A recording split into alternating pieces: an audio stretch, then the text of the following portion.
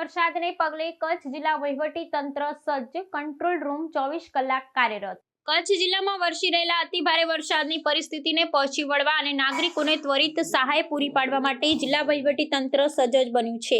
જિલ્લા કલેક્ટર આનંદ પટેલના સીધા માર્ગદર્શન હેઠળ ભુજ ખાતેની કલેક્ટર કચેરીમાં જિલ્લા આપત્તિ વ્યવસ્થાપન નિયંત્રણ કક્ષ 24 કલાક કાર્યરત કરવામાં આવ્યો છે। આ નિયંત્રણ કક્ષ વરસાદ અને તેના કારણે ઉદ્ભવતી પરિસ્થિતિઓ પર સતત નજર રાખી રહ્યું છે।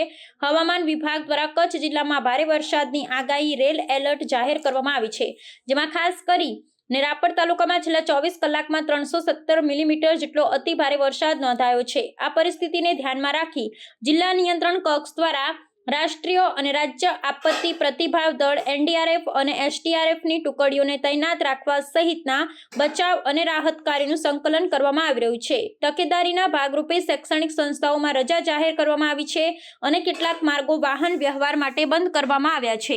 જિલ્લા કલેક્ટર આનંદ પટેલે નાગરિકોને બિનજરૂરી મુસાફરી ટાળવા અને નદી નાળા તેમજ નીચાણવાળા વિસ્તારોથી દૂર રહેવા માટે અપીલ કરી છે। જિલ્લા નિયંત્રણ કક્ષ દ્વારા તમામ તાલુકાઓ સાથે સતત સંપર્ક જાળવવાની પરિસ્થિતિનું નિરીક્ષણ કરવામાં આવી રહ્યું છે। કોઈપણ આપતકાલીન પરિસ્થિતિમાં નાગરિકો જિલ્લા આપત્તિ વ્યવસ્થાપન નિયંત્રણ કક્ષના હેલ્પલાઇન નંબર 02832 22 3 17 33 પર સંપર્ક કરી શકે છે, જ્યાંથી તેમને તાત્કાલિક માર્ગદર્શન અને સહાય પૂરી પાડવામાં આવશે।